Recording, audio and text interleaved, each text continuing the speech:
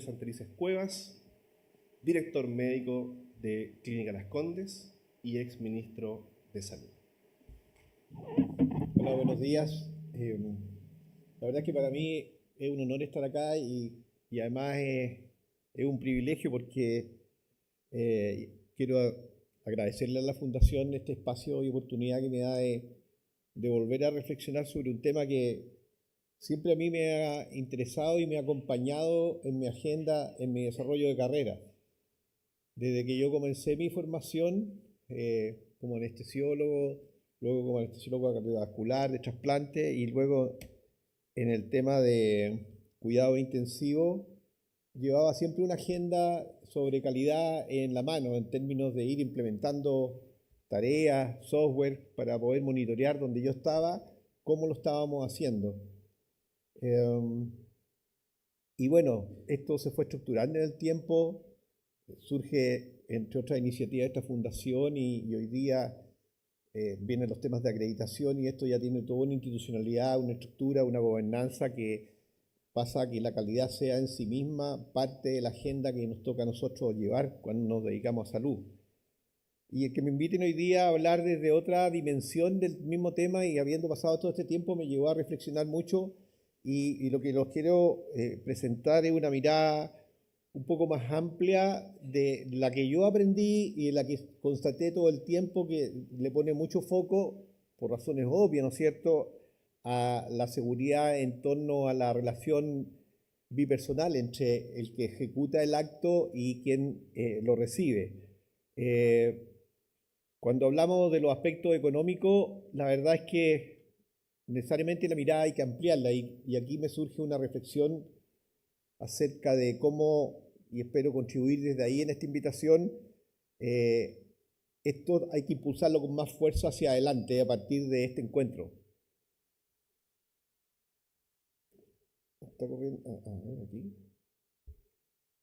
Y por eso la agenda que les quiero presentar es brevemente un marco conceptual, lo visible, que es de lo que siempre hemos hablado, lo invisible, y ahí a propósito de eso también hablar de los temas de volumen y estandarización, y luego hacer alguna referencia sobre elementos en Latinoamérica, y, bueno, y finalmente cómo esto nos lleva a los números, y cómo hay una nueva forma de aproximarnos a la temática, entendiendo y a propósito de lo que hoy día se está hablando de reducciones presupuestarias o versus eficiencia, cómo quizás tendríamos que haber dicho, bueno, con que nosotros intervengamos la calidad, ahí vamos a rescatar mucho más que 2,5 puntos del presupuesto para no solamente poder disponer de más recursos, sino además porque vamos a hacer mejor las cosas y no va a tener resultados deleterios para las personas.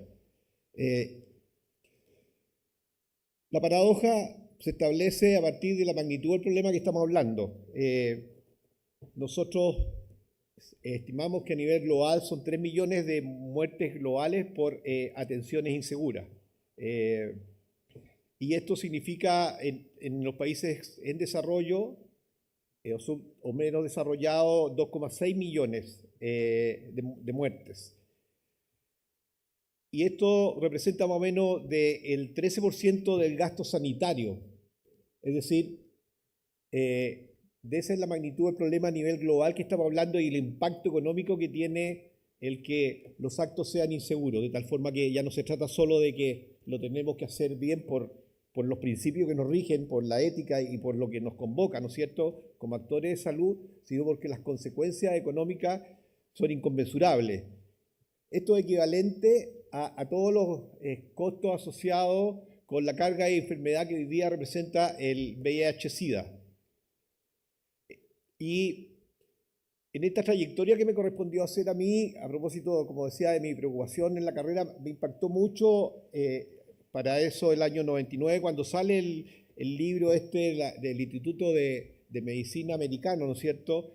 Y recuerdo muy bien que entonces lo que se estimó para el sistema de salud de ese país del norte es que las muertes por falla, por error médico, eran muy superiores a las que se producían por algunas patologías y como el cáncer de mama o por las que se producían por accidentes del tránsito.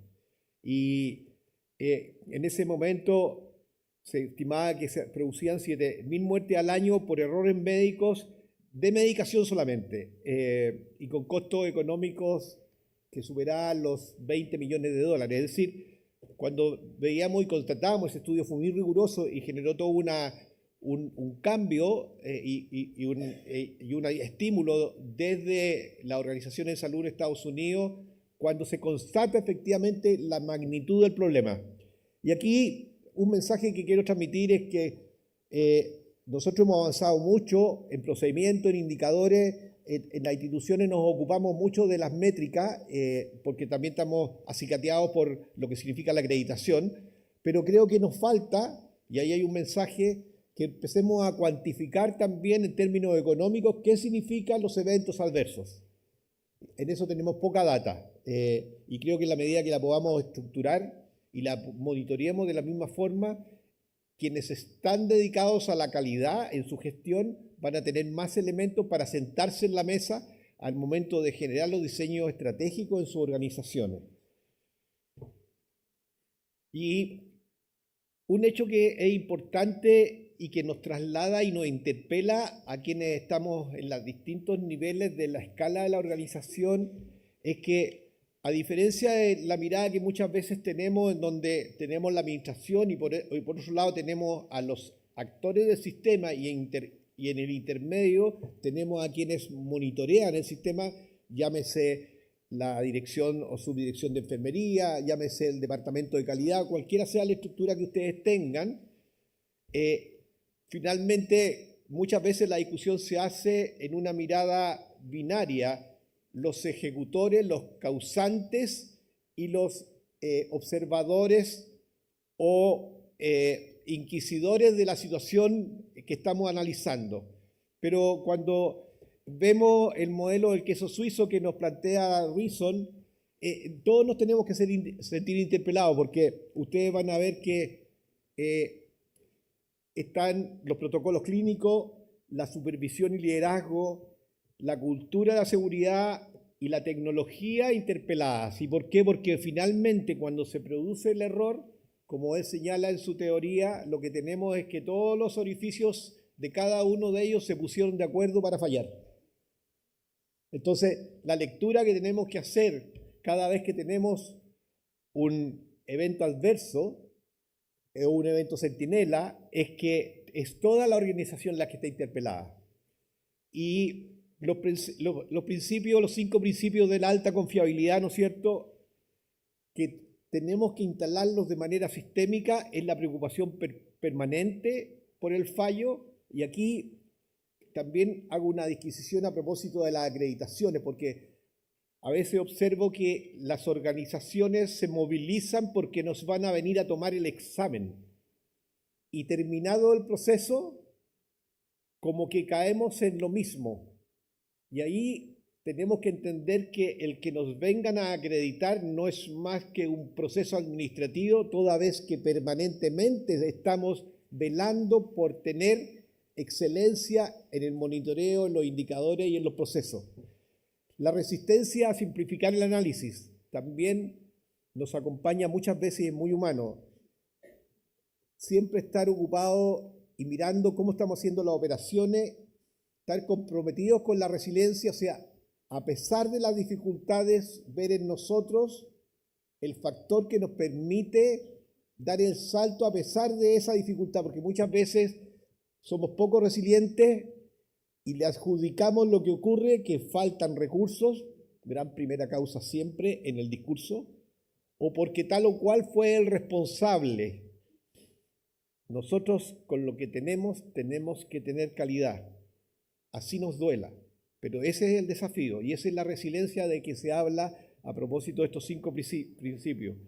Y por último, y quizás lo digo con sesgo porque pinto cana hace un rato, nunca desperdiciar la experticia. Cuando no sepamos, tomemos nuestro orgullo, dejémoslo aquí al lado y vamos a preguntarle al que tiene más experiencia y sabe más. Va a ganar el paciente. No nos confundamos. Bueno, yo diría que ahí, a modo de introducción, están como elementos centrales de lo que nos convoca cuando estamos hablando de calidad. Es un tema sistémico, es un tema que tiene impacto económico que hay que medirlo y es un tema del cual nosotros tenemos que hacernos cargo en todo el trayecto de la organización, desde el operador más básico hasta la máxima jerarquía y de manera permanente. ¿Cuáles son y cuáles han sido probablemente los ejes más evidentes, los visibles por los cuales hemos transitado en nuestras discusiones, métricas y comentarios y agendas a propósito de la calidad? La mala práctica y los sistemas de litigación. El doctor Guajardo ya lo relevaba. Y aquí tenemos los costos totales, 55.000 millones de dólares, a propósito de lo que ocurre en Estados Unidos. Y por otro lado, la medicina defensiva, otros tantos 50.000 millones de dólares. Es decir, todo lo que hoy día estamos haciendo para protegernos a propósito de que tenemos una amenaza de que podamos tener una litigación. De tal modo que esto tiene dos caras. Por un lado, el acicate de por qué tenemos que hacerlo bien, y eso es el ethos, es nuestra razón de ser. Pero por otro lado, esta desconfiguración de quienes incluso pueden utilizarlo y nosotros de manera como actores protectora recurrimos a cambiar nuestro foco porque tenemos que protegernos. Y todo esto significa costos y significa lo que se llama medicina innecesaria. Y no olvidemos que esto significa que los costos que conducimos para esos efectos se disipan para usarlo en verdaderamente quienes los necesitan. Y no olvidemos que en salud hay una máxima que los recursos son siempre limitados y las necesidades son infinitas. Y eso nos va a acompañar por los tiempos. Luego está la otra dimensión muy visible que yo diría que cuando uno recorre la historia de la calidad la calidad en la conversación parte de acá, parte de lo que se hablaba de las infecciones intrahospitalarias. Ahora son las infecciones asociadas a la atención sanitaria, obviamente un concepto más amplio y habla mejor. Desde ahí parte todas las conversaciones y cuando se va a mediados del siglo pasado, la calidad era igual a infecciones en los hospitales, fundamentalmente. Pacientes afectados, 2 millones de pacientes, esto en Estados Unidos, costo hospitalario de 45.000 millones de dólares. Y vemos que, y aquí ya empiezan a aparecer datos interesantes, como cuando nosotros invertimos, y aquí viene un concepto que hay que ponerlo en la agenda de quienes se dedican a calidad.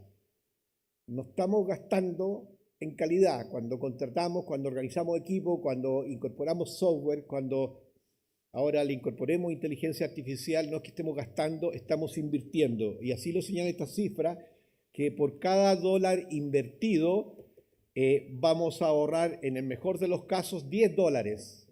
O sea, es una tremenda inversión la que estamos haciendo cuando estructuramos y destinamos recursos solamente por el hecho de que con esto vamos a controlar mejor las infecciones. Y ahí, por ejemplo, el list quirúrgico, a propósito de los estudios de la OMS, 55.000 por cada 100 admisiones, $55.000 de ahorro. O sea, ese es el retorno de la inversión.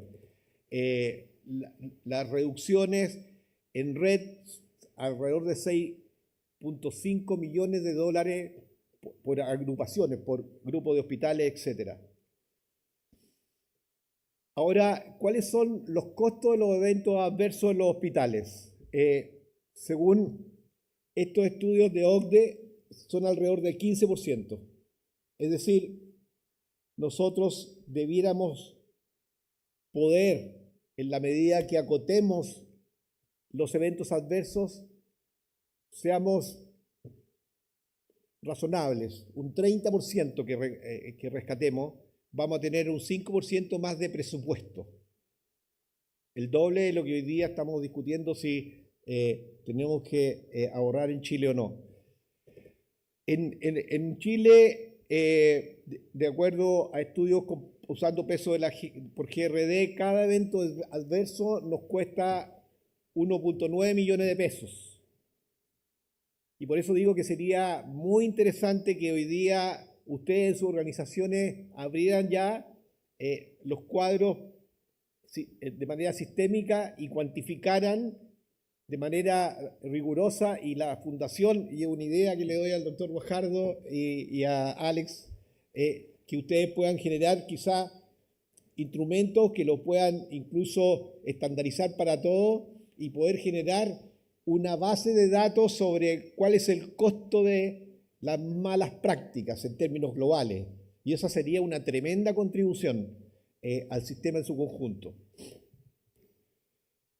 Pero ahora vamos a ver, porque hasta aquí hemos visto lo que significa la magnitud del problema, los mensajes centrales sistémicos, lo visible, o sea, es buscar algunas cifras para constatar el impacto que tiene de todo lo que hacemos en términos económicos, pero yo quise ir por otro lado para compartir con ustedes, y esta es la reflexión que me surge sobre lo que es invisible y que forma parte también de la calidad y que tiene impactos económicos muy considerables. El diagnóstico tardío, la variabilidad clínica y la falta de redes de atención. Miren dónde estamos llegando.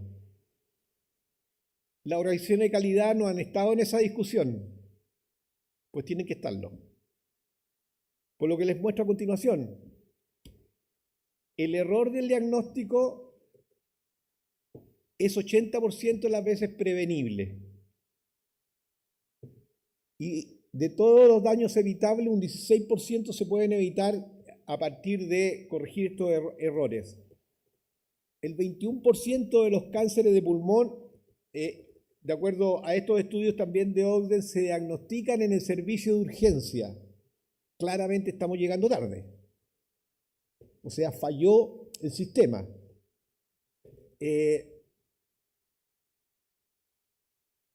Y en esto, ¿qué es lo que tiene que ver? La comunicación deficiente, incentivos que no favorecen la coordinación diagnóstica,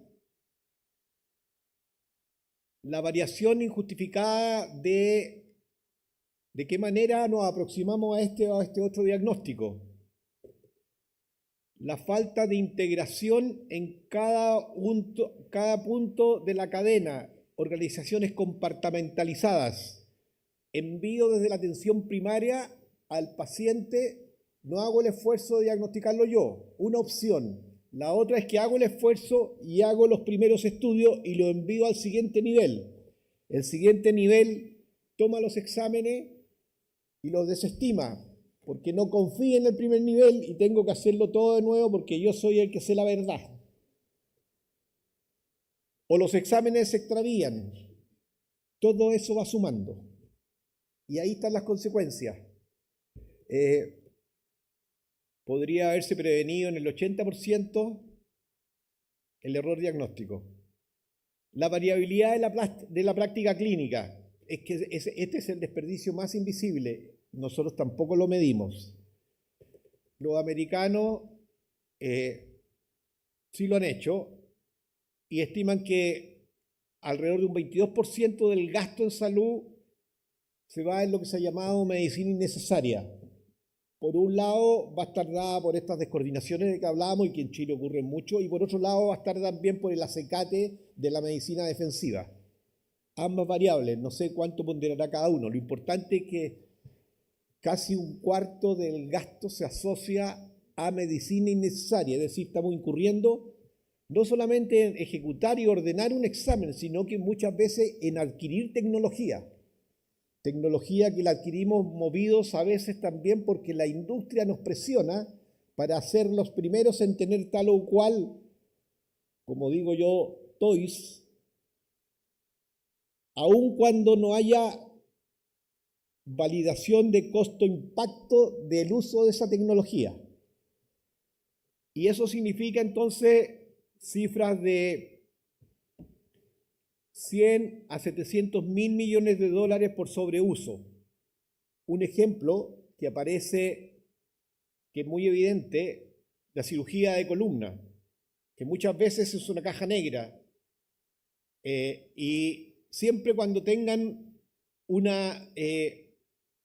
grupo en donde exista uno que se escapa en la media de tasas de cirugía, por lo menos sospechen y evalúenlo. Las tasas de cirugía por cirujano, por especialidad, están dadas, ley de grandes números. Y el que alguien se escape de esas cifras me recuerda el dicho de Bombo Fica. Entonces, esa es parte de las materias que tenemos que mirar desde calidad. Recuerdo una anécdota cuando estábamos implementando para Chile los GRD, que fui a Estados Unidos al Medicare para conocer cómo lo estaban haciendo. Y me conversaba el director del programa que, por ejemplo, tenían en un hospital en donde había un cardiólogo en particular que tenía una tasa de angioplastía 3 veces superiores y muchos más vasos angioplastiados que el resto de la media de todo lo que ocurría en el hospital y en el estado de Florida. Y bueno, lo llamaron y efectivamente se corrigió. Entonces, ese tipo de indicadores hay que empezar a incorporarlos. Y ustedes dirán, bueno, ¿qué tiene que ver con la calidad? Pues tiene que ver con la calidad, porque si lo miramos del lado económico, estamos distrayendo recursos sin perjuicio que también estamos poniendo al enfermo quizás en un riesgo innecesario. Entonces, el de la medicina y de las prácticas invisibles es clave que también los tomemos desde la dimensión que ustedes desarrollan en los hospitales. Y quizás todavía, porque han estado más dedicados a los temas más visibles, no han abierto esta agenda de manera más estructurada para saber cuál es la variabilidad de la práctica. Hay mucho trabajo antes que hacer porque hay que ponerse de acuerdo que a estos enfermos, para esta patología, les vamos a pedir estos exámenes y no estos otros. Pero ese trabajo hay que empezar a hacerlo de manera más sistémica. Y yo no veo que ni las sociedades científicas directamente, lo hacen indirectamente cuando generan protocolos. Por ejemplo, lo que han ayudado a las sociedades científicas a propósito del GES a generar las prácticas estandarizadas. Pero después la bajada en términos genéricos no ocurre porque no existe el espacio administrativo que esté sobre esa problemática. Y es un espacio que legítimamente lo debieran tomar las áreas de calidad. Aquí les traigo un ejemplo a propósito de los registros que me ha tocado llevar a mí desde que implementamos GRD en Chile. Nosotros empezamos el 2019 a implementar los GRD en el gobierno del presidente Piñera. Ya quedó asentado los GRD como mecanismo de pago a los hospitales y pudimos levantar mucha data. Miren lo que muestra esta fotografía. Hospitales de Chile, los mismos chilenos, los mismos cardiólogos, días en la abscisa, los días de hospitalización para el mismo diagnóstico. Y ustedes ven la variabilidad. ¿Acaso en un hospital que el enfermo estaba 25 días es porque en ese lugar en particular los enfermos eran más graves a diferencia de toda la serie? Entonces, lo que les quiero decir es que cuando ustedes empiecen a copiar los datos, van a encontrar por sí mismos una gran riqueza de información que les va a significar conocimiento que se les va a venir a la cara.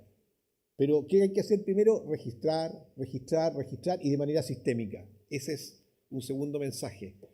Y a propósito de lo que yo ya insinuaba, la fragmentación de redes. Para este estudio muestra que el gasto anual en reingreso y complicaciones es de 45.000 millones de dólares. 6% del presupuesto hospitalario público en Portugal. Y ahí tenemos varias dimensiones por las cuales transita esta fragmentación. Desde el punto de vista clínico, por los diagnósticos que se pierden, ya lo conversábamos, por la medicación descontinuada. Cuando uno revisa los estudios de el seguimiento y la adhesión de los tratamientos, en Latinoamérica esto nos supera más allá del 30%. Es decir, aun cuando tenemos diagnóstico, indicación adecuada, prescripción adecuada, los pacientes no continúan con los tratamientos. Entonces, cuando estamos enfrentados a una epidemia de enfermedades crónicas, la aproximación que estamos teniendo, aun cuando tengamos resueltos los primeros problemas, que en el caso de Chile, gracias a Dios y a las políticas públicas, esto ocurre porque tenemos, entre otros, el GES, y con problemas como cualquier política pública, pero que funciona, aun cuando tengamos todo eso resuelto, finalmente tampoco los enfermos mantienen la continuidad, porque la forma en que estamos entregando salud no es la adecuada. Porque asumimos que nosotros explicamos bien, me refiero a los médicos, asumimos que el paciente entendió bien y asumimos que todo el contorno familiar acompaña a ese paciente y le ayuda. Nada de eso finalmente ocurre muchas veces. Entonces, ¿qué es lo que tenemos? Fragmentación, discontinuidad, pérdida de resultados por esto mismo. Entonces, nuevamente, ¿quién se hace cargo de este problema? Cuando continuidad y trazabilidad hoy día son clave, en particular cuando lo que nos va a acompañar en los próximos años es la carga de enfermedad asociada a el grupo de enfermedades crónicas. Duplicación de pruebas diagnósticas, en lo económico, uso inadecuado de la urgencia. Cuando uno revisa las cifras de las personas de urgencia, uno ve que los C1 son los menos. Y cuando uno revisa el listado, y yo lo revisé en algún momento a propósito de los estudios por GRD, las primeras causas de ingreso por urgencia son trauma, obvio, intoxicaciones, obvio, es donde corresponde, pero ya en el tercer lugar empieza a aparecer colecistitis. Es decir, hay un sistema que por tiempo no funcionó porque ese paciente tuvo que llegar a esa condición para llegar a urgencia, circunstancia que es una patología que debemos diagnosticar en el nivel primario. Y como yo muchas veces dije, los problemas de los hospitales se resuelven desde la atención primaria y seguimos mirando el hospital. Costos administrativos asociados, a propósito de los recortes, yo creo que ahí también hay una tarea, pero el paciente, repetición de historia, instrucciones contradictorias, todo eso confluye en esta fragmentación y falla de la información y de la coordinación. Aquí les traigo un ejemplo a propósito de qué significa que ese paciente ingrese por urgencia. Costos de cirugía electiva versus de urgencia en un paciente. Ustedes ven en la columna verde que el paciente en ese momento tenía un costo de 4 millones. Ese mismo paciente en distintas condiciones, todas de urgencia, pudo tener un costo hasta 3 veces mayor por el solo hecho que llegó por su patología por el servicio de urgencia. Esto es tema de calidad finalmente. Y los costos están ahí a la vista. Se puede triplicar el gasto asociado a la oportunidad por la fragmentación que tenemos del sistema. Y a propósito de los volúmenes, la experiencia y la estandarización. Hay distintos estudios que muestran cómo, dependiendo de los volúmenes de atención, con bajos volúmenes podemos tener hasta 3 veces mayor mortalidad versus si tenemos altos volúmenes. Y aquí tiene que ver con la experticia, con los protocolos, con equipos interdisciplinarios, con mayor capacidad de rescate, decisiones intraoperatorias, etc. Y aquí aparece otro tema, y también es importante incorporar la variable volumen, porque aparece el concepto de cómo nosotros generamos redes de atención más armónicas, en donde no todos queremos hacer de todo. Y si generamos buena conectividad, tenemos que tener esta mirada más estratégica de decir, bueno, este tipo de enfermos en este lugar están las mejores experiencias, la mejor casuística, que ellos lo hagan, nosotros haremos esto otro. Y esa es parte también de la manera en que tenemos que levantar la problemática de la calidad. ¿Qué pasa en el contexto latinoamericano? Este es el estudio que se hizo en varios países de la región, no estaba Chile entonces, sobre la prevalencia e incidencia de eventos adversos, un 11%, el ENEA de España tenía un 8%, el Hospital Padre Hurtado, como Chile no se sumó, hizo su propio estudio y demostró un 7%. ¿Y qué ocurre cuando hay eventos adversos? Que aumenta 2,6 veces la probabilidad de que la persona vaya a morir por el evento adverso. Hay 1,17 veces más posibilidades de reingreso y los costos que ya les señalaba por cada evento adverso, casi 2 millones de pesos. Y ahora, desde el punto de vista económico, y para ir cerrando, algunas láminas que nos permiten de manera sintética, entendiendo, ¿no es cierto?, la magnitud del problema, lo visible, lo invisible, y ahora, en términos económicos específicos, de cuáles son las grandes causas, ¿no es cierto?, los programas de prevención de IAS, los programas de significan alrededor de 7 millones de dólares por inversión, 7 dólares por cada dólar invertido. Los programas de prevención de infecciones, 10-1, el checklist quirúrgico, 55.000, ya lo señalé, por cada 100 admisiones, y así la reducción de IA puede significar 6,5 millones de dólares dependiendo de los programas, y ahí está toda la evidencia, se las comparto para que la puedan revisar. El costo de la previsión finalmente es mucho menor que el daño, y todo lo que nosotros hagamos no es costo finalmente, sino que lo debemos entender como una inversión.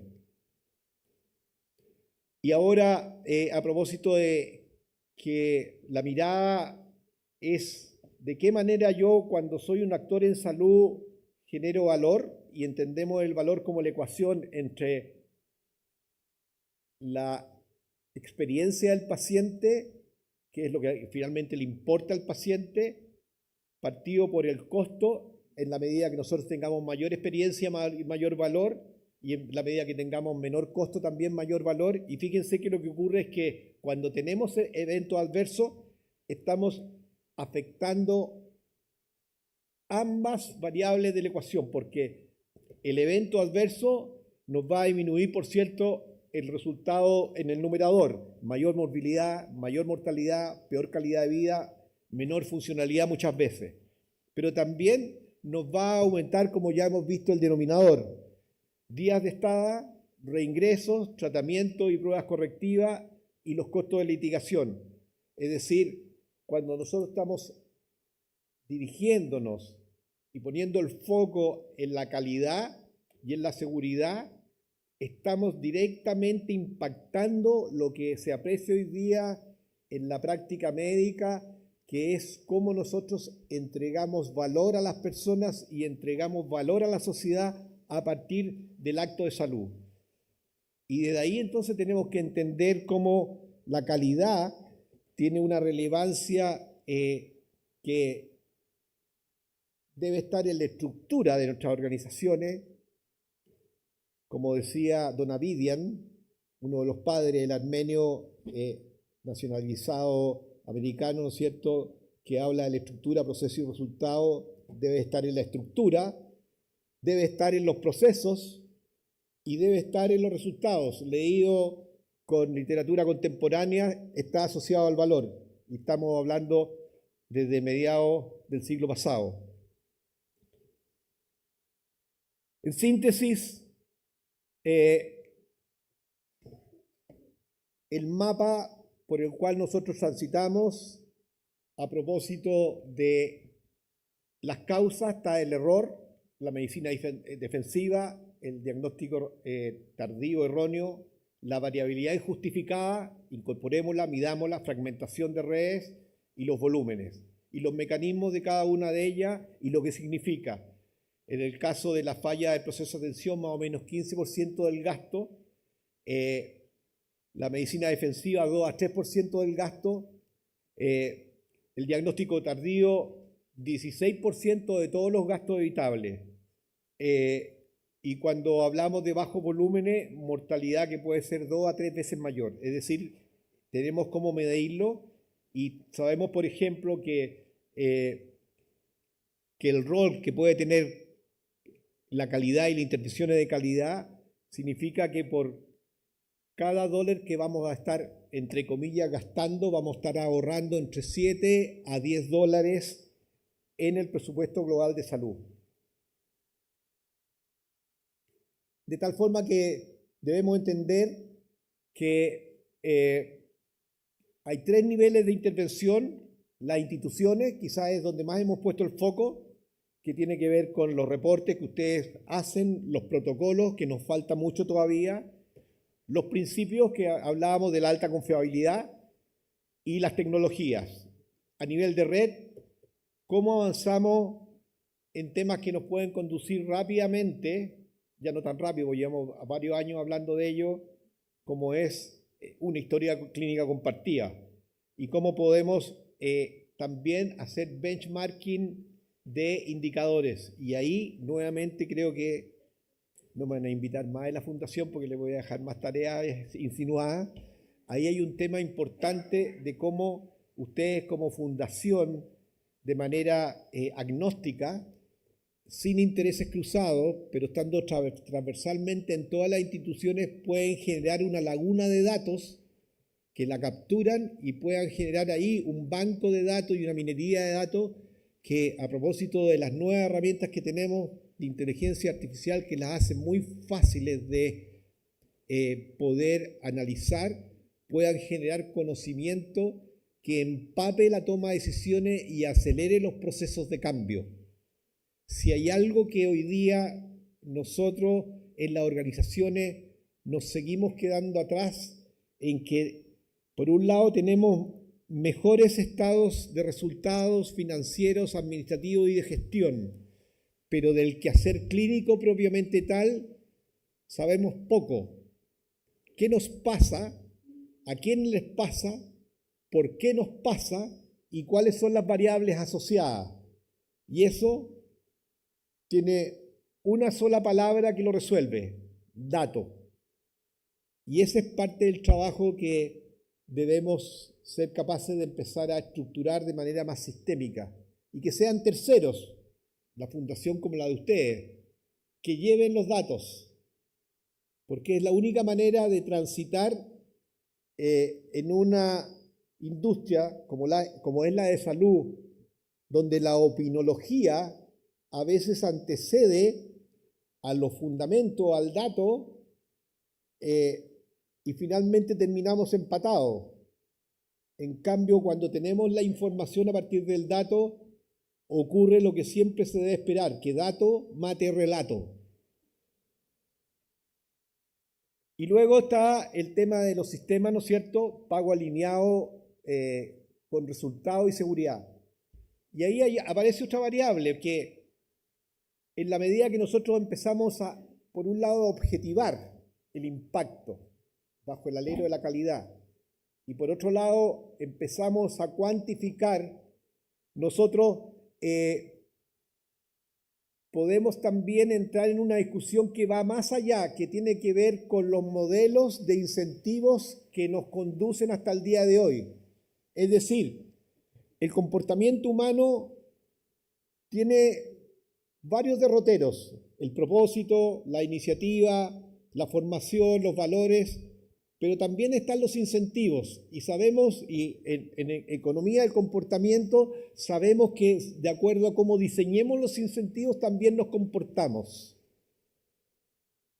Y los incentivos que hoy día tenemos, a propósito de lo más fundamental, que es la retribución económica de quien está haciendo un trabajo legítimo, son inadecuados, porque da lo mismo si yo en el mismo equipo quirúrgico opero un enfermo versus el que opera 5. Y no nos pisemos la capa entre gitanos. Sabemos que eso ocurre y que se arbitra. Y existen grupos en donde, a propósito de las sociedades médicas, operan más enfermos fuera de horario por la sociedad médica, no mientras están en el horario funcionario, por dar un ejemplo. Eso es un tema de incentivos. Entonces, en la medida que nosotros entramos en esa discusión, a su vez con los datos, desde la calidad, vamos a poder ayudar a dilucidar y a iluminar a quienes tienen que tomar las decisiones de política pública. Sistemas nacionales de reporte y retroalimentación, ya lo señalaba, investigación y variabilidad, porque cuando empecemos a conocer la variabilidad en términos de estandarización versus no estandarización, vamos a ver resultados. Y esos resultados nos van a mostrar efectivamente y nos van a dar luces de cómo nosotros tenemos que avanzar en esta materia. Recuerdo muy bien cuando estamos empezando a instalar los GRD acá en Chile, citamos a todos los directores de hospitales aquí cerca, al Marriott. Y le digo yo al director creo que era el Barroluco, no quiero equivocarme, le dije, doctor, usted tiene un problema en su servicio, porque tiene un médico que opera las colestectomías y que se encariña mucho con los enfermos porque los tienen una media de 7 días hospitalizados, versus la media nacional que eran entonces 2,5. La verdad es que produjo mucho revuelo. Después me llamó, pero doctor, ¿cómo? En la medida que nosotros seamos capaces de transparentar, de mostrar y de ilustrar, el sistema se empieza a ordenar y donde tenemos que poner los incentivos también se empieza a movilizar, cuestión que todavía no ocurre.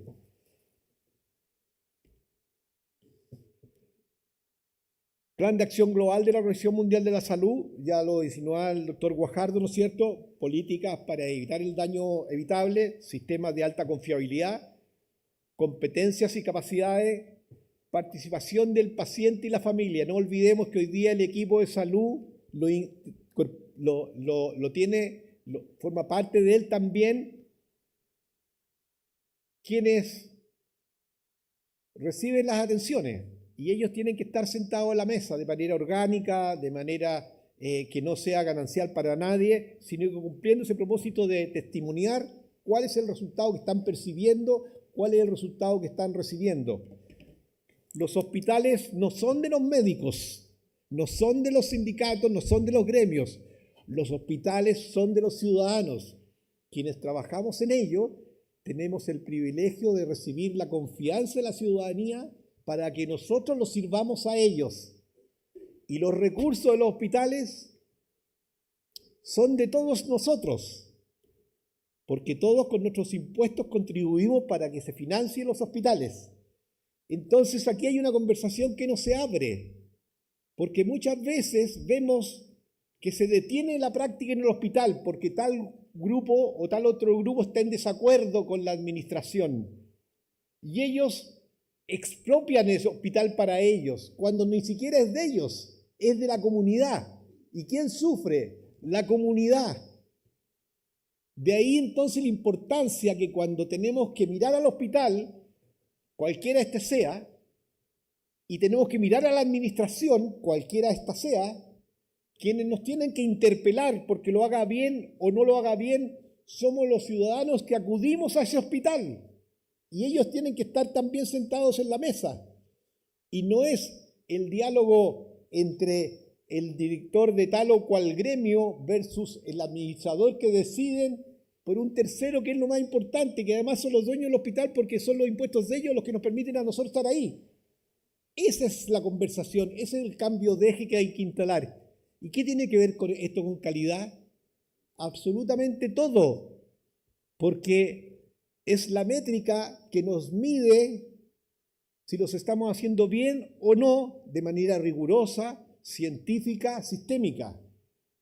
Esa es la invitación que yo hago a propósito de la invitación que me hicieron de que hablemos de costos de la inseguridad de los pacientes. Información, colaboración solidaria, liderazgo ejecutivo. De tal modo, y con esto cierro, ante la luz roja, la pregunta ya no es si podemos permitir invertir en seguridad. La pregunta ¿es posible que al momento de hacer el presupuesto, el director, el que toma la última decisión, no incorpore la calidad en su presupuesto? Muchas gracias.